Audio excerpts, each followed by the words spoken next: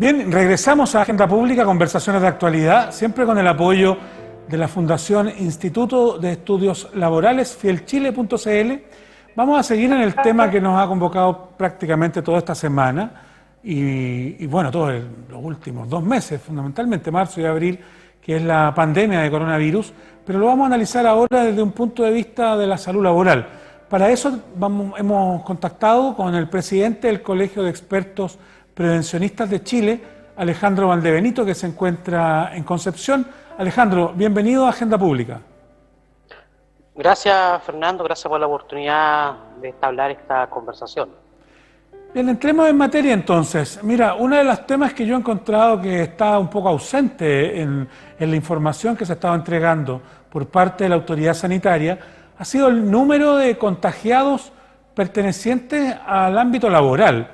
Es decir, aquellos contagios que tienen calificación laboral y que por tanto no debieran ser atendidos por la salud común, por los centros de salud, por los servicios de salud públicos, sino por los servicios de salud laboral, por los administradores del seguro de incapacidad laboral de la ley 16.744, es decir, para decirlo en castellano antiguo, las mutualidades de empleadores, las 3 mutualidades privadas, la H, la Mutual de Seguridad, el IST y el ISL, que es el Instituto de Seguridad Laboral del Estado, ¿no? Son las 4 mutualidades.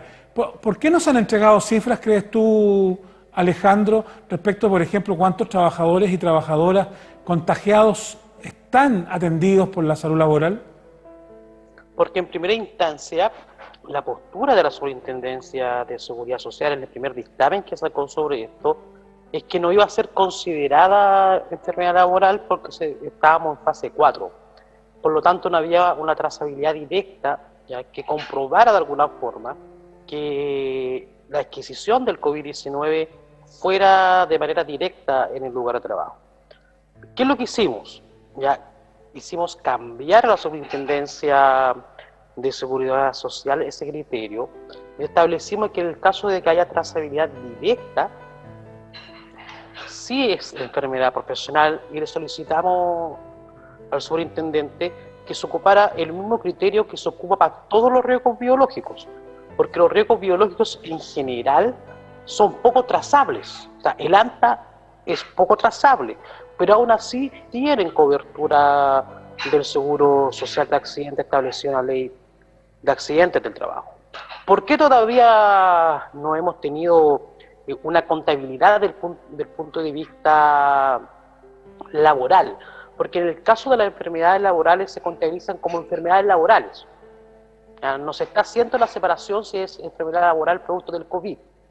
Esa información en específico, lo que hacen las mutuales es después entregarlas a las autoridades sanitarias y establecer que esta enfermedad profesional sí fue producto de la pandemia. Pero hasta el momento no tenemos cifras particulares si en alguna empresa hay un brote. Lo que sí tenemos, o suponemos, ya con la información que básicamente han entregado las mismas federaciones de trabajadores, que en el caso del Hospital Regional del Biobío, en la sección de farmacia de urgencia, hay un brote, cerca de 100 personas están en cuarentena y esas personas debiesen estar con licencia de la mutual. Y esperamos que prontamente la Superintendencia saque el instructivo para que las mutuales tengan la obligación de entregar esta información que debe ser de carácter pública, porque también muchas empresas, y lo llamaban ayer del sindicato de Metro, ¿ya?, que las empresas subcontratistas de Metro detectan a una persona con posibles síntomas y la están devolviendo en el mismo metro. Entonces, ha faltado de parte de la autoridad sanitaria una regulación más específica, un pronunciamiento más específico y sobre todo fiscalización para esta pandemia. Bien, hasta donde yo he escuchado y me he informado algo, leyendo parte de la información que entregan los propios trabajadores, en Asmar, en Talcahuano, habrían encontrado un brote con 2 trabajadores contagiados y habrían, no recuerdo bien la cifra, si son 50 o 100 trabajadores que estarían hoy día en cuarentena por contacto estrecho. Te quiero hacer esta consulta, quiero hacer este agregado también. Cuando un trabajador se contagia por un contagio laboral, es decir, yo estoy trabajando atendiendo público, y viene una persona y me contagia, así como tú decías en el metro, o que me contagió un compañero de trabajo, o un gerente que venía llegando de Europa y hizo una reunión y nos contagió o probablemente nos dejó contagiados a los 12 que estábamos en reunión. Ese contagio genera unos contactos estrechos que son todos los que están en su entorno, ¿cierto? El entorno más cercano, que han convivido con él un par de horas o con ella, puede ser una trabajadora también. Y si le dan cuarentena por 14 días, esos 14 días tiene que cubrirse con cargo al seguro de incapacidad laboral, con un permiso laboral, y no con una licencia, ya sea de la salud común, de FONASA o de una ISAPRE. Y esa información, cierto que así es la cosa, ¿cierto? Sí, así es. Y esa información tampoco la tenemos de cuántos trabajadores estarían hoy día con permiso laboral o con licencia laboral, como se le llama. Tampoco se conoce. No, porque se estableció como licencia laboral número 6. Se categorizaron todos los casos de COVID como número 6. Entonces hoy día tenemos la información de cuántas licencias son número 6. Pero el diagnóstico de la enfermedad sigue siendo privado. Ya, o sea, es el trabajador que sabe, se le informa a la empresa para que tome las medidas preventivas, pero el diagnóstico sigue siendo privado. O sea, no es que la empresa, ni la autoridad sanitaria, ni el Ministerio de Salud, ni nadie pueda decir o pueda revelar qué persona fehacientemente, ¿no es cierto?, está contagiado, menos aún las mutuales. Y ahí la ley también es tremendamente clara en señalarlo. Es una información absolutamente privada y que se maneja en ese instante, o de esa manera, mejor dicho, para también no producir menoscabo en la persona. Lo que debe hacer la empresa al tener notificación de que existe un trabajador contagiado es establecer los contactos estrechos.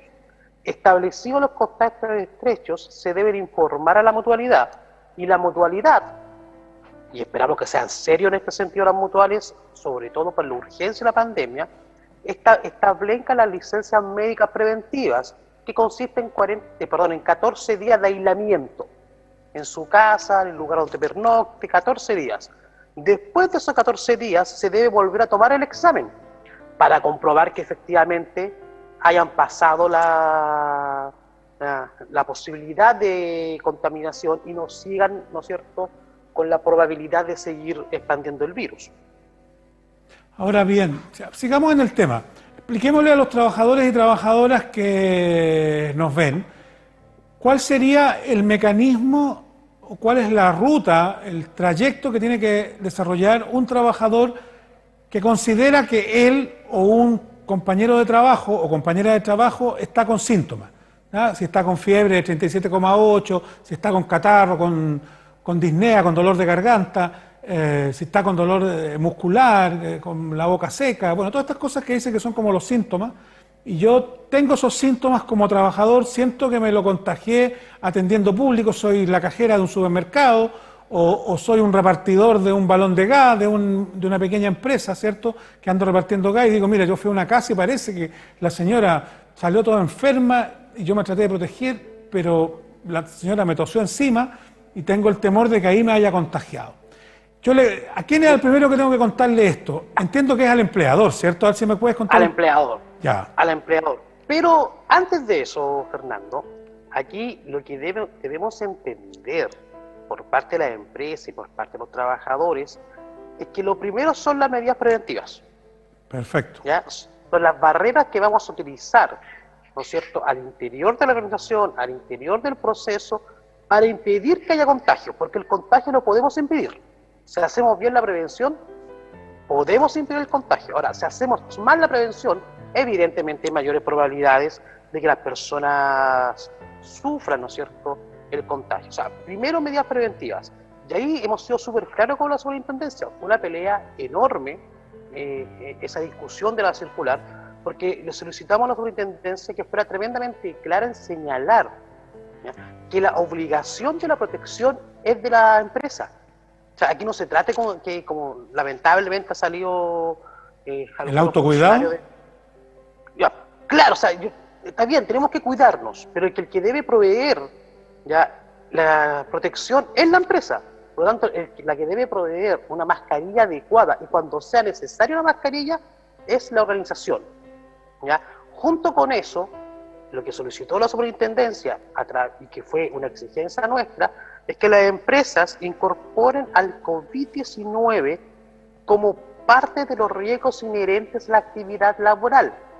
Por lo tanto, una empresa que tenga departamento de prevención, que tenga comité paritario, asesor de un experto u otro, o tenga la asesoría de la mutual, debe identificar en sus procesos cuáles son las personas que tienen mayores probabilidades de sufrir contagio. Y ahí estoy súper de acuerdo contigo, que son las personas que atienden a público, los funcionarios de salud, las personas que trabajan en el tema de aseo y ornato, las personas que retiran residuos domiciliarios, están altamente expuestas. A ellas debemos primero protegerlas. Y cuando decimos protegerlas, no se trata de entregar cualquier mascarilla, aquí cualquier mascarilla no sirve. Aquí sirve una mascarilla con un filtro que elimine la probabilidad de que esta nanopartícula que es invisible al ojo humano penetre alguna de las vías aéreas donde se pueda contaminar o pueda adquirir la enfermedad. Control de accesos. Ya, o sea, yo no saco nada de entregar mascarilla si al acceso a la puerta no mido temperatura con un termómetro clínico y con un termómetro digital. No hay que hacer lo que hizo el terminal de Buenos Santiago y lo que han hecho varias empresas de comprar termómetros ambientales industriales para medir temperatura humana. Ya hay un error fundamental. ¿Ya? Y junto con eso viene ya la otra parte. Ya, ¿qué pasa si tenemos, que es lo que tú me preguntabas, sospecha de un trabajador que viene con contagio? Se le mide la temperatura, se le hace una encuesta, que incluso la tienen hoy día todas las mutuales y que la tiene el ICL, que fue bajada a través de la autoridad sanitaria, para ver qué síntomas tienes. Con esa encuesta, la medición de temperatura se debe derivar al organismo administrador del seguro, como tú bien lo dijiste, las conocidas mutuales. ¿Ya? Se deriva y la mutual debe tomar el examen. Si la toma de examen dio negativo, ningún problema, seguimos funcionando, seguimos trabajando, seguimos haciendo las cosas de manera preventiva, pero con el proceso funcionando. Si el examen ya positivo, es decir, hay contagio o probabilidad de contagio del COVID, se debe establecer por parte de la empresa junto con la mutual los contactos estrechos para que aquellos contactos estrechos, o sea, que tuvieron directa relación con el posible infectado, se sometan a cuarentena preventiva o licencia médica preventiva, que es, en este caso, financiada por los organismos administradores. Y en aquellos casos donde sean empresas de administración delegada, que la Universidad Católica, algunas mineras y otras, ¿ya?, a través, ¿no es cierto?, de la administración delegada. Y también deben someterse a examen para comprobar si están o no están enfermos. Ese es el proceso. Alejandro, he leído varias quejas a propósito que tú colocas bien el tema de la prevención, que está principalmente en manos del empleador, generar todos los elementos de protección personal, esto que es EPP, que se han hecho un poco famosos ahora, pero además la queja de los trabajadores, que yo he leído en varios sindicatos que han posteado las situaciones que están viviendo, es que ellos no ven de parte de los mecanismos tradicionales de prevención de riesgo el que le hayan ido a hacer charlas o capacitaciones rápidas, por ejemplo, de lavado de manos, de cómo estornudar, de cómo usar la mascarilla, de si es una mascarilla lavable, cómo desinfectarla para poderla volver a usar.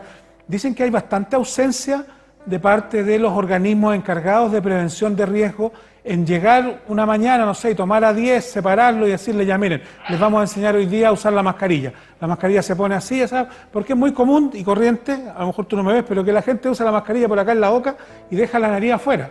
Eso es muy corriente porque los que usamos lentes se nos empaña, pero bueno, pero dicen que no hay. ¿No se están haciendo esas capacitaciones de prevención? ¿Qué visión tiene usted? Primero que todo, y lo hemos dicho en todos los tonos a los parlamentarios, a la ministra, al subsecretario, al superintendente de Seguridad Social. En Chile la prevención, lamentablemente, es un lujo. Y así de claro. ¿Por qué un lujo? Porque el 80% de la masa laboral en Chile, ¿ya?, el 80%, pertenecen a las pymes. O sea, empresas que tienen menos de 100 trabajadores. Y el Departamento de Prevención o la obligación de contar con un experto en prevención de riesgo de manera legal y obligatoria es para empresas que tienen más de 100 trabajadores. Por lo tanto, gran parte de los trabajadores hoy día que están bajo el Código del Trabajo no tienen un experto en prevención o una serie técnica especializada que les pueda decir este es el camino a recorrer. Supuestamente, ya, ese trabajo también debiesen ser de las mutuales, pero las mutualidades que lo que han hecho cursos online. ¿Ya? La verdad es que a mí en este instante los cursos online para este caso particular creo que no son la mejor alternativa y lo que necesitamos es que las mutuales vayan al terreno, conversen con las empresas, conversen con los comités paritarios y lo asesoren. Y eso tienen que hacerlo de manera obligatoria y gratuita. ¿Ya? Tercero, ¿ya? Que es un error que ha salido mucho. La verdad es que yo no conozco mascarillas lavables. O son desechables o son reutilizables. Las mascarillas de género que el presidente Piñera ha dado algunas conferencias, igual que el ministro Mañalich, esas mascarillas son desechables. Usted la usa no más allá de 40 minutos, y ya 40 minutos es mucho tiempo, y la bota. Aún es más, si la mascarilla se humedece, inmediatamente tiene que cambiarla. ¿Ya?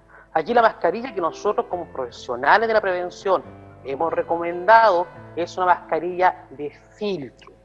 ¿Ya? ¿Qué quiere decir? Que un filtro que tiene en la boca un pequeño filtro que impide y que inhibe el contacto de esta partícula, que debe cubrir la cara, el rostro, ¿no es cierto?, y la nariz, evidentemente, para que no haya probabilidad de contagio. Y la empresa, ¿ya?, más allá que incluso no tenga un experto en prevención, tiene la obligación.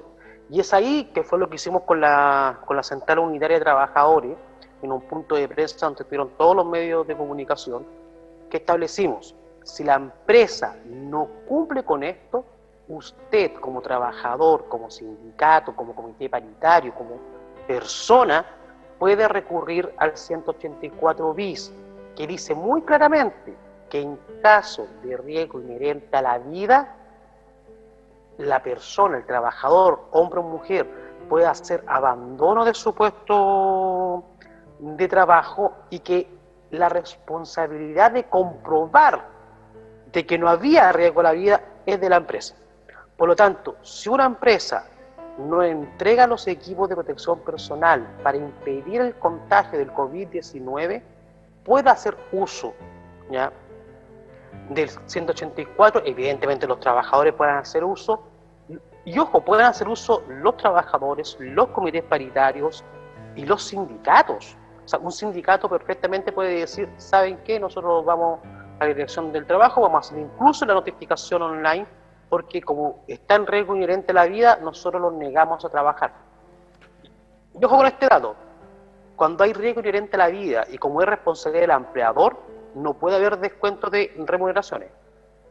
Alejandro, te quiero insistir en un punto que tú mencionaste, que hemos estado conversando, que tiene que ver con la trazabilidad laboral, del origen laboral, que es la calificación laboral del origen de un contagio por coronavirus, que yo lo he escuchado muy poco discutirlo y decirlo.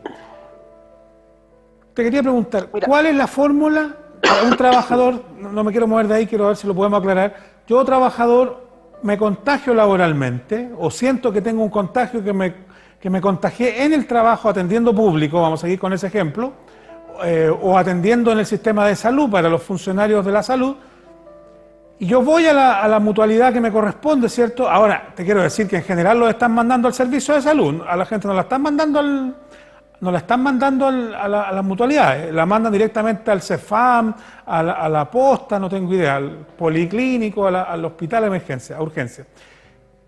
¿Quién define y cómo se define el origen laboral del contagio? ¿Es la mutualidad?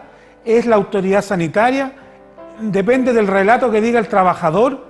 ¿O le van a empezar a decir, igual que en otras, como les decían antiguamente, se quejaban los trabajadores en otras enfermedades: ah, no, tú no tenías este daño a la columna, o en realidad no es de origen laboral, que trabaja ahí de jinete o no sé, haciendo carga, es porque en realidad tú jugaste a la pelota el fin de semana?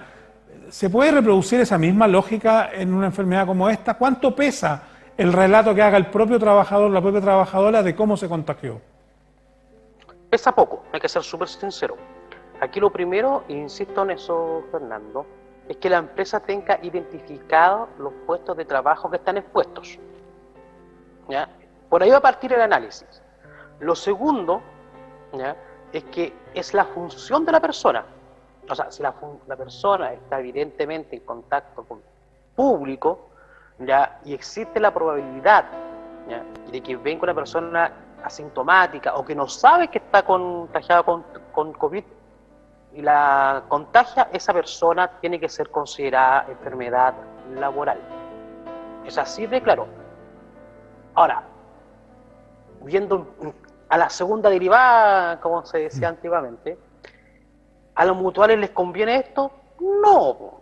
Y las mutuales van a dar una pelea seguramente de tratar de no reconocer enfermedades como el COVID-19 y derivarlos al servicio de salud. Y es por eso que le hemos pedido al superintendente que por favor instruya y fiscalicen a las mutuales. Porque es tremendamente sencillo decir por una mutual, sabe, puede haberse contagiado usted en la micro, ¿ya? Y lo van a decir, ¿eh?, y lo van a establecer. Bueno, en la micro sería de trayecto, ¿cierto? Sería contagio de trayecto. Tendría que decir, usted se contagió en la casa, lo contagió una tía. Ahí sería común. Ya, mira qué buena aclaración vamos a hacer, Fernando. Lamentablemente, en el caso de la enfermedad profesional es solamente causa directa, por lo tanto en el trayecto no lo cubre. Mira, ¿ya? Ya no. El contagio tiene que ser al interior. De hecho, nunca lo cubre. Lo único que cubre el accidente de trayecto, o el trayecto es para el accidente, ya, pero no para las enfermedades. Ya, para las enfermedades solamente debe haber agente Perfecto. directo en el lugar de trabajo. Perfecto. Y es por eso que su novela circular de la superintendencia hicimos nosotros, entre comillas, una pillería, ya, porque establecimos ahí empresas prioritarias. Y en esas empresas prioritarias, ya, nombramos a la gente del retail, a la gente del mundo de salud, a todas las personas que tengan contacto directo con el público. Nombramos a todas las personas que trabajan en en el retiro de aseo domiciliario. ¿Y por qué los colocamos a ellos? Primero, porque son los demás desprotegidos, y segundo, porque son las personas que efectivamente mayores probabilidades de contagio tienen. ¿Ya? Hay puestos de trabajo, Fernando, que su probabilidad de contacto es baja, y eso también tenemos que ser sinceros. El otro día un chico nos preguntaba, o nos contaba que él trabajaba en movimiento de terreno, ¿ya?, y quería aplicar el 184 bis porque no le habían entregado mascarilla. Entonces yo le pregunto, ¿pero usted trabaja en terreno en qué? No, yo trabajo dentro de una maquinaria solo. ¿Hay alguien alrededor suyo? No, la verdad que estoy en una cancha de acopio y no hay nadie. Puta, la verdad, amigo mío, a usted no puede aplicar el 184 porque la probabilidad de que se contagie ahí es mínima. Distinto es en el caso del mundo del retail, del mundo de los supermercados, del mundo del funcionarios de la salud. Perdón, Los funcionarios de la salud. Exacto, el mundo de los profesores, incluso, que nosotros estamos en absoluto desacuerdo que los alumnos vuelvan a clase. Yo creo que recién ellos van a pensar en volver a clase terminado el segundo PIS, que es junio. Ya es un error tremendo volver ahora. ¿Ya? Entonces, esos trabajadores se les va a hacer mucho más sencillo, ¿ya? Pero efectivamente, insisto, hay que ser sincero con los trabajadores. Va a haber otros puestos de trabajo que va a ser más complejo demostrar. ¿Ya? Ahora, fíjate en lo siguiente. Te voy a colocar un ejemplo. Supongamos que en el mismo trabajo, ¿ya?, hay adquieren dos personas de estado con COVID, dos personas, y nadie de su entorno familiar ha sido detectado con COVID. Ahí inmediatamente enfermedad laboral. No sé si me explico. ¿Pero quién hace esa determinación? Perdóname que te interrumpa. ¿Quién hace esa determinación? ¿La hace la mutualidad? ¿La hace la autoridad sanitaria? ¿Es la autoridad sanitaria, la CEREMI en regiones, en Santiago, o el mismo Ministerio de Salud? No. ¿Quién dice esto es enfermedad laboral finalmente? ¿O la mutualidad? La mutualidad. En caso de que uno esté en desacuerdo con la mutual, hace la apelación, ¿no es cierto?, en primera instancia, y después en segunda instancia, y finalmente es la suceso la que determina si sí o si no. Pero en primera instancia la derivación es de la mutual. Y es por eso que la persona debe entregar todos los antecedentes de manera inmediata. Claro, porque en algún momento apareció también en estos dictámenes, por eso estamos hablando de la Autoridad de Seguridad Social, apareció también en algún lugar que iba a ser la autoridad sanitaria la que le entregara a la mutual un listado de personas que entraban en cuarentena. Que, no sé si lo... Eso sí, pero eso es para otra cosa, es para impedir que esas personas vayan al lugar de trabajo y esté justificada su asistencia. Ya. Ya es una cuarentena preventiva. Alejandro, nos quedan 3 minutos, te quiero hacer la última pregunta, en realidad nos quedan 2 y medio ya, porque me avisaron hace 30 segundos, nos quedan 2 minutos y medio, te quiero hacer la última pregunta. ¿Cuál debería ser el rol que tiene que cumplir la salud laboral en el marco de esta pandemia que pega tanto en la salud nacional, la salud pública? Ya, ¿A tu juicio? nosotros tenemos que exigir que las mutuales se incorporen a la aplicación de los test de diagnóstico de COVID. Ya para eso hay infraestructura, son más de 13 centros regionales, son más de 148 consultorios, son más de 276 salas de revisión, por lo tanto ahí tenemos un espacio que ocupar. O sea, no puede ser que las mutuales estén dispuestas a recibir la donación de la CPC, pero no estén dispuestas a colaborar con el trabajo preventivo de la pandemia. Las mutuales y los centros regionales que son financiados, ¿no es cierto?, a través del Seguro Social de Accidentes, tienen que estar dispuestas a estar trabajando en el diagnóstico del COVID-19 en todas y cada uno de los procesos industriales. Bien, muchísimas gracias. Alejandro, me queda un minuto. Cortito, ¿en qué está el colegio de expertos? Los vi por ahí que estaban haciendo unas charlas online. ¿Cómo la gente se puede informar de aquello? De experto está trabajando codo a codo con la Superintendencia de Seguridad Social para ir revisando y modificando las resoluciones, y para la otra semana estamos agendando otras dos videoconferencias, una sobre protección respiratoria para que todas las personas sepan realmente lo que es la protección respiratoria y su importancia, y estamos trabajando con nuestros amigos especialistas, los técnicos del Centro de Estudio del Colegio de Expertos, en las propuestas económicas que estamos presentando en la mesa social, y vamos a estar con un doctor en economía el día viernes también a través de streaming explicando las propuestas económicas del Colegio de Expertos en Prevención de Riesgo. Bien, yo creo que sería bueno conocer el dato de cuánta del número de contagiados corresponde a un contagio laboral. A Tufo pienso que debe ser un porcentaje significativo, ¿no? A lo menos del 10-15%. Ahora, si nos extendemos un poquito, me preguntará el director, pero tengo que hacer esta pregunta que es un poco más complicada por el tiempo que estamos viendo. Pasamos de los 100 personas fallecidas en Chile. Si es el 10%, a lo menos 10 personas de esas, 10 o 12 personas, debieran tener algún contagio laboral y debieran ser fallecidos con una enfermedad de origen laboral. Eso da también origen a una pensión de sobrevivencia para la viuda, ¿cierto? O para el viudo. O sea, sí, Fernando, pero ojo con esto, con lo que te voy a decir. Recordemos que ¿por qué es tan bajo? Ya para efectos de estadístico. Recordemos que no todas las personas tienen contrato de trabajo. Okay. Estamos hablando casi, según la OIT, que el 40,5% de las personas que tienen un área de desempeño laboral en Chile es informal. Entonces, claro, en la estadística no cotizan. No cotizan, no son trabajadores, no tienen contrato, nada.